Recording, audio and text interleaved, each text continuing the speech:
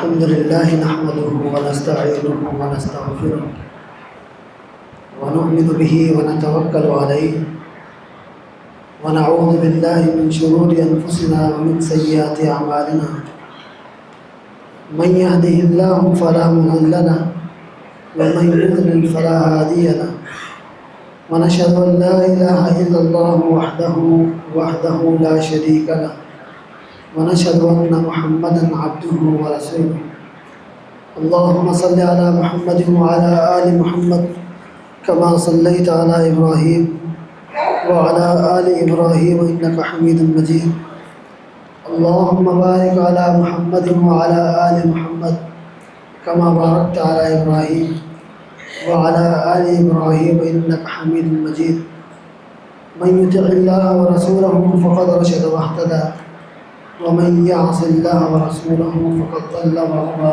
أما بعد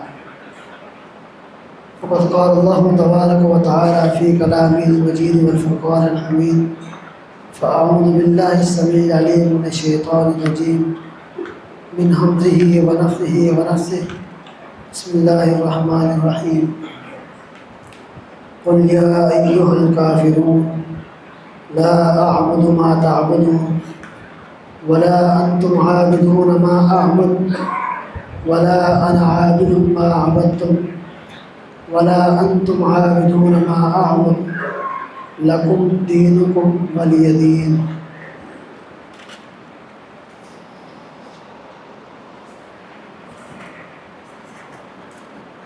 دین اسلام یہ ایک عالمگیر مذہب ہے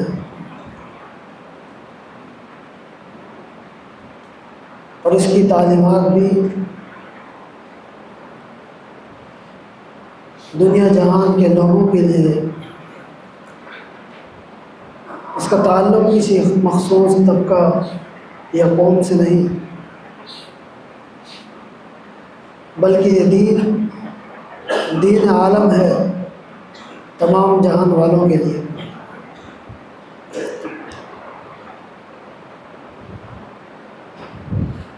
ہر دور میں انبیاء اور رسول آتے رہے اور اپنی تعلیمات لوگوں کے سامنے پیش کرتے رہے اور ہر دور میں انبیاء کو ماننے والے بھی تھے اور مخالفت کرنے والے بھی تھے. اسی طرح نبی کائنات علیہ السلام نے جب دعوت توحید پیش کی یا ایھا الناس قولوا لا الہ الا اللہ تفلحوا تملکوا العرب والعجم کہ لا الہ الا اللہ کہو عرب و عجم کے مالک بنو. تو کچھ لوگوں نے آپ کی بات کو تسلیم کیا اور اس کو مان کر مسلمان ہوئے اور کچھ نے انکار کیا اور انکار کر کے وہ کافر ہیں. اب اسلام نے ہر ایک کے حقوق واضح کیے ہیں. جہاں مسلمانوں کے حقوق ہیں وہیں غیر مسلموں کے بھی حقوق ہیں. آج کا ہمارا موضوع اسلامی رواداری.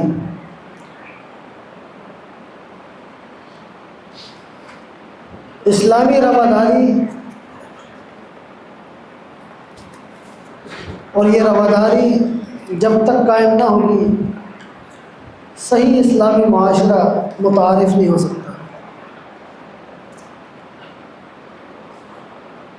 رواداری کے معنی اور مفہوم علماء نے بہت مختلف بھی بیان کیے لیکن ان سب کو سمجھنے کے بعد بالآخر جو اس کا مفہوم ہمارے سامنے آتا ہے وہ یہ ہے کہ کسی سے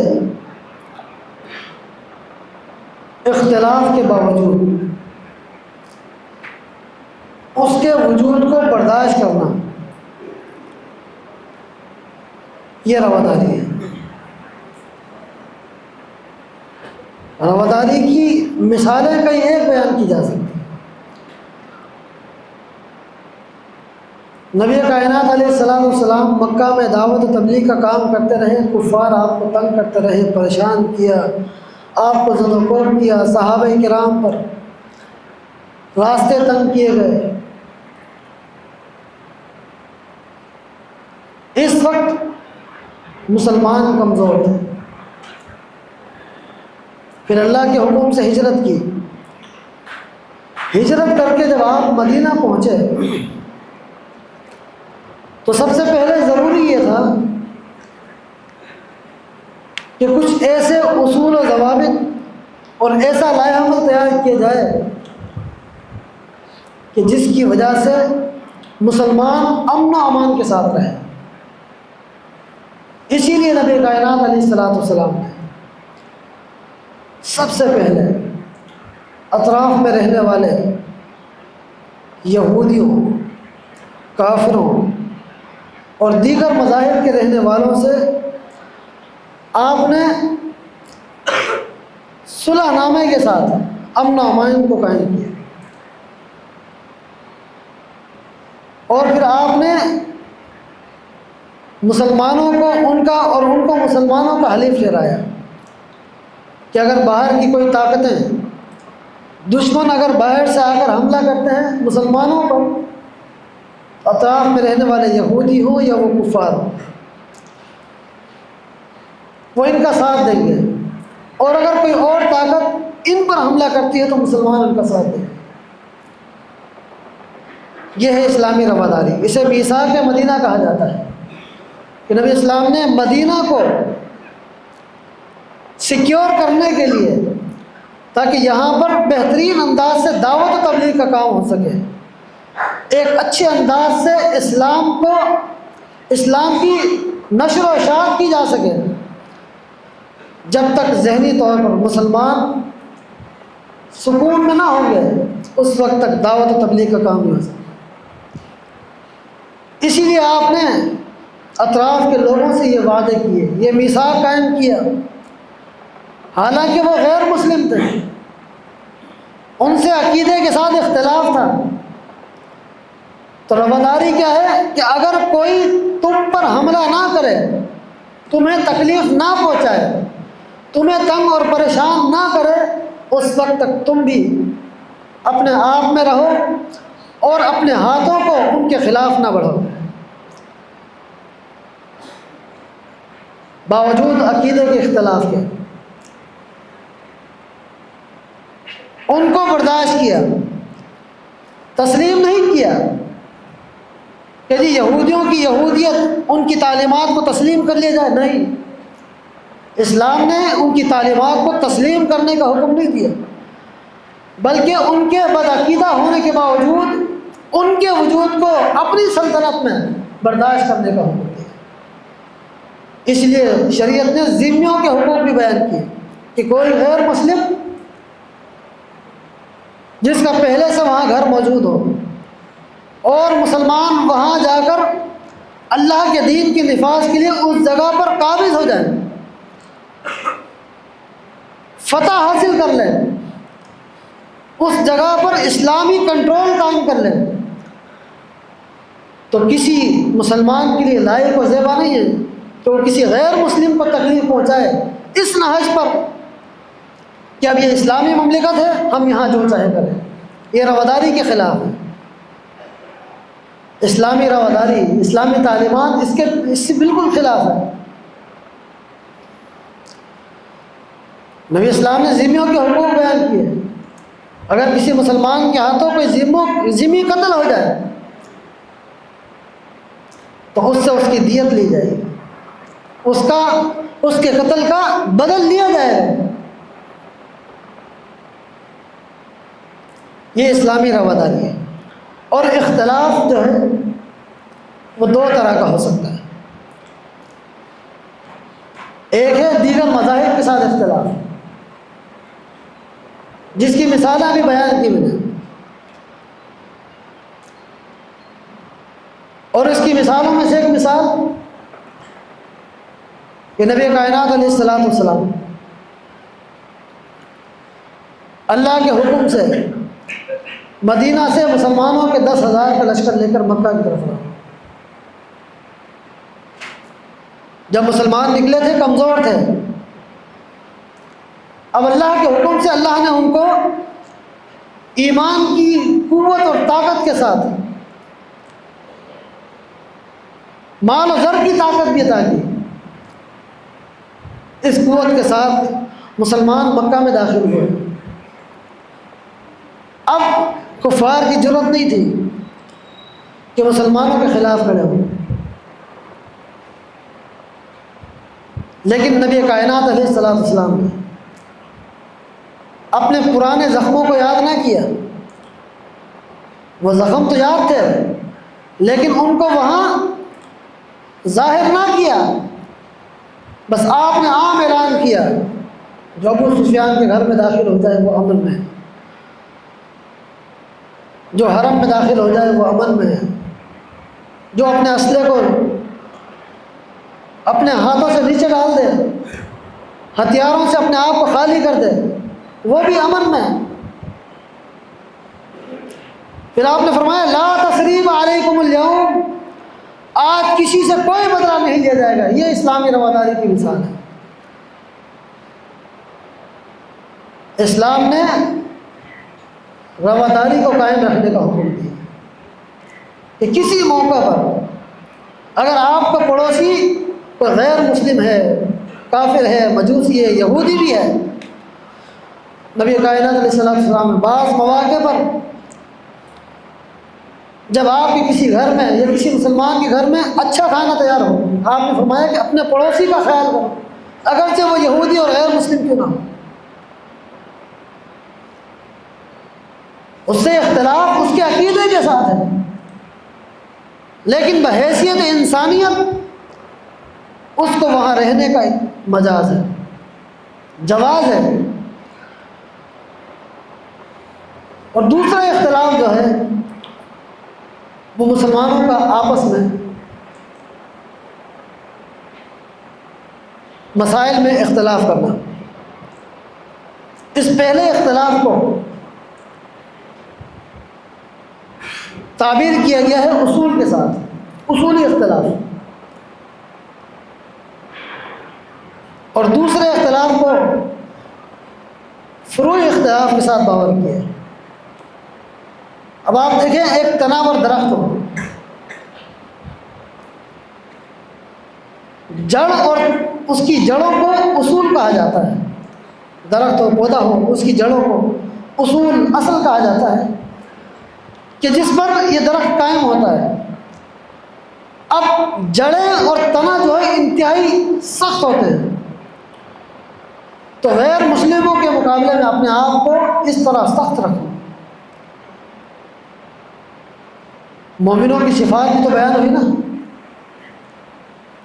کہ کافروں پر سخت ہیں، رحماء بینہم، اور آپس میں نرم ہے۔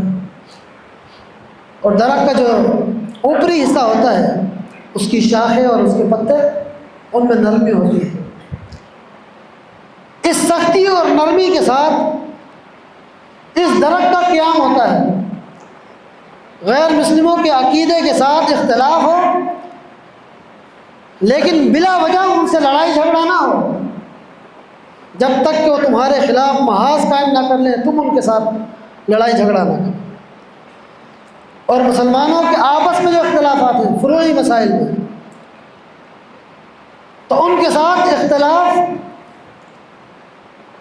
اس حد تک اختلاف رکھے جا سکتے ہیں کہ جس کی وجہ سے آپس میں خون خرابہ نہ ہو۔ وہ اختلاف برائے اختلاف ہو، اختلاف برائے اصلاح ہو، اختلاف برائے اختلاف نہ ہو کہ اگر میرا کسی کے ساتھ اختلاف ہے رفع دین کے حوالے سے،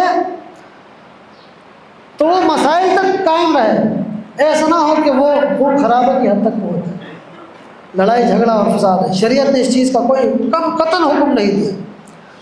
جب شریعت نے، اسلام نے غیر مسلموں کے ساتھ ایسی بہترین مثال قائم کرنے کا حکم دیا ہے، بہترین انداز سے اپنے مزاج کو، اپنے اخلاق کو قائم کرنے کا حکم دیا ہے، تو کیسا ہو سکتا ہے کہ اسلام اپنے مسلمان بھائیوں کے ساتھ ہمیں محاذ آرا کر دے، ہمیں لا کر کھڑا کر دے؟ اسلامی رواداری، اور اسلامی رواداری معاشرت میں بھی ہونی چاہیے، معاشرے میں بھی۔ نبی کائنات علیہ الصلوۃ والسلام لا یؤمن واللہ لا یؤمن واللہ لا یؤمن واللہ لا یؤمن،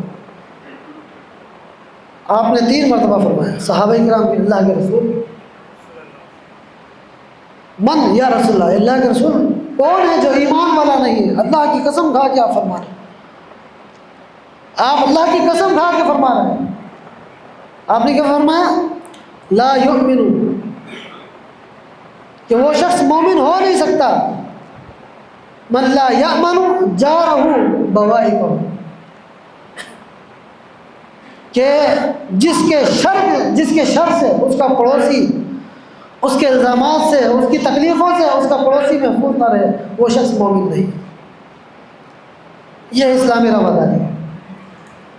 اب اس کے پڑوس میں کون رہتا ہے، اسلام نے اس چیز کو واضح نہیں کیا۔ ہاں دیگر احادیث میں یہ بھی وضاحت ہے کہ لا یؤمن من لا یأمن، کہ وہ شخص لا یؤمن من لا یأمن مسلم، کہ جو کسی مسلمان کے ساتھ بد اخلاقی اور بد امنی والا معاملہ کرے، وہ شخص مومن نہیں ہے۔ لا یؤمن احدکم، تم میں سے کوئی شخص مومن ہو نہیں سکتا کہ جس کے ہاتھ اور زبان سے اس کا مسلمان بھائی محفوظ نہ رہے۔ یہ تو ایک الگ بات ہے، لیکن مطلق روایت میں نبی اسلام نے 3 بار قسم کھا کر فرمایا۔ یہ اسلامی تعلیمات ہیں۔ اسلام رواداری کا حکم دیتا ہے، اور رواداری دراصل اچھے اخلاق کا نام ہے، اخلاقیات کا نام ہے۔ اگر سامنے والے سے اختلاف ہے تو اس کے اختلاف کو اس کے سامنے بیان کیا جائے کہ مجھے تجھ سے یہ اختلاف ہے۔ اگر وہ غیر مسلم ہے تو اس کے عقیدے کی اصلاح کرنے کی کوشش کی جائے، نہایت احترام کے ساتھ، مؤدبانہ طریقے کے ساتھ، اور کسی کے ساتھ اسلام میں زبردستی نہیں ہے۔ لا اکراہ فی الدین، دین میں زبردستی نہیں ہے۔ خلیفہ ولید نے جب ایک علاقے کو فتح کیا، اس علاقے میں مسجد کا قیام کرنا تھا، جس جگہ کا انتخاب ہو اس کے ساتھ ایک عیسائی عورت کا گرجا گھر تھا، اس کی عبادت گاہ تھی۔ اس سے کہا گیا کہ یہ جگہ دے دے، اس نے نہیں دی۔ تو ولید بن سلمان نے زبردستی اس سے وہ جگہ لی اور اسے مسجد کے احاطے میں شامل کر دیا۔ پیدر پہ 2-3 خلیفہ گزرے، اس کے بعد اللہ تعالیٰ نے خلافت عطا کی جناب عمر بن عبدالعزیز رحمہ اللہ کو، رحمہ اللہ رحمۃ واسعۃ، اللہ تعالیٰ ان پر کروڑہ رحمت نازل فرمائے۔ واقعی انہوں نے خلافت کا حق ادا کیا۔ جب یہ خلیفہ مقرر ہوا ہے، یہ عورت ہر دور میں آتی رہی لیکن کہیں سنوائی نہ ہوئی۔ عمر بن عبدالعزیز رحمہ اللہ کے سامنے اپنی درخواست کو پیش کیا کہ میرے ساتھ یہ ناانصافی ہوئی۔ عمر بن عبدالعزیز رحمہ اللہ نے تحقیقات کا حکم دیا۔ جب تحقیق کی گئی تو پتہ چلا کہ واقعی خلیفہ نے زبردستی یہ زمین اس سے ہتھیا کر مسجد میں شامل کر دی۔ اب حکم دیا کہ اس کا جو حصہ تھا، اس کی جتنی زمین ہے، وہاں سے مسجد کی دیواروں کو توڑ کر اس کو دے دیا جائے۔ وزراء اور مشیروں نے کہا کہ مسجد کا حلیہ بگڑ جائے گا، کہا کہ مسجد کے در و دیوار کا حلیہ بگڑ جائے گا، یہ تو برداشت ہے، لیکن اسلامی تعلیمات کو جو تہس نہس کر کے اسلام کا حلیہ بگاڑنے کی کوشش کی جا رہی ہے، یہ برداشت نہیں ہے۔ یہی اسلامی رواداری۔ اسلام نے اس چیز کا حکم دیا کہ اپنے اندر برداشت پیدا کرے، وہ غیر مسلموں کے حوالے سے ہو یا پھر مسلمانوں کے حوالے سے۔ آج ہم دستوں گریباں ہیں اپنے مسلمان بھائیوں کے ساتھ، ذرا ذرا سی باتوں پر ہمارے اندر برداشت، تحمل نام کی کوئی چیز نہیں ہے، تحمل نہیں ہے، برداشت نہیں ہے، ایک دوسرے کے ساتھ دستوں گریبان ہے ہر بات پر، چھوٹی چھوٹی باتوں پر، اب وہ دینی ہو، دنیاوی ہو، معاشرتی ہو، معاشی ہو، ذرا ذرا سی بات پر میں روڈ پر چل رہا ہوں، چلتے ہوئے میری گاڑی کسی کے ساتھ ٹکرا جاتی ہے، لگ جاتی ہے، غلطی ہے، معافی مانگتا ہوں، اور اس سے لڑنے کے لیے تیار ہے۔ تحمل نہیں ہے، برداشت نہیں ہے، اس امت میں برداشت کی بہت کمی ہے، اور اپنے اندر برداشت کو پیدا کرنے کا بہت زیادہ اہتمام کرے کہ اپنے اندر برداشت پیدا کرے کہ کبھی بھی ایسا موقع آئے اسلام کی تعلیمات کو اپنے سامنے رکھیں، اسلام ہم سے کیا چاہتا ہے، اسلام ہمیں کیا تعلیم دیتا ہے، رواداری کے حوالے سے، برداشت کے حوالے سے، دوسروں کے حقوق کے حوالے سے۔ اگر غلطی سامنے والے کی ہے تب بھی نبی کائنات علیہ الصلوۃ والسلام کھڑے ہوئے، پیچھے سے ایک شخص نے آ کر آپ کی گردن میں چادر ڈال کر گھسیٹا، کھینچا، آپ کو بڑی تکلیف ہوئی، حتیٰ کہ اس چادر کے گڑھنے کے نشان پڑ گئے، اس کی شدت میں کمی آئی۔ آپ نے پلٹ کر دیکھا تو وہ ایک یہودی تھا جس سے آپ نے قرض لیا ہوتا ہے، کہنے لگا میرا قرض کب ادا کروں؟ آپ نے فرمایا کہ ابھی وقت باقی ہے۔ سیدنا عمر بن خطاب رضی اللہ تلوار پر ہاتھ چلا گیا کہ اللہ کے رسول آپ حکم دیں بھی اس کی گردن اڑا دیں۔ اللہ اکبر، دینی غیرت، نبی اسلام کے ساتھ بدسلوکی، لیکن نبی کائنات علیہ الصلوۃ والسلام نے کیا تعلیم دی؟ اے عمر ٹھہرے رہو، اس پر سختی نہ کر، میں نے اس کا قرض دینا ہے، میں اس کا قرض کھاؤں، ہاں تو اسے قرض مانگنے کا، دوبارہ مانگنے کا احسن طریقہ سکھا، اور مجھے یہ کہے کہ اللہ کے رسول اس کا قرض ادا کر دیں۔ اللہ اکبر، اتنی سختی کے باوجود، اتنی شدت کے باوجود، اتنی تکلیف کے باوجود آپ نے اتنی نرمی کے ساتھ اس کو یہ کہا کہ ابھی تو 2 دن باقی ہے، حالانکہ 2 دن باقی تھا پھر بھی اس نے حرکت کی۔ آپ غصہ کر سکتے تھے لیکن آپ نے غصہ نہیں کیا، نرمی کے ساتھ اس کو جواب دیا۔ آپ نے سکھائی یہ بات کہ کسی کے ساتھ اگر تمہارا معاملہ ہو جائے، سامنے والے کی غلطی ہو، تو معاملے کو رفع کرنے کے لیے سب سے پہلے کوشش یہ ہو کہ میں اپنے آپ کو نرم کر کے سامنے والے کو کہوں کہ اگر میری غلطی ہے تو میں آپ سے معذرت چاہتا ہوں، چاہے سامنے والے کی غلطی۔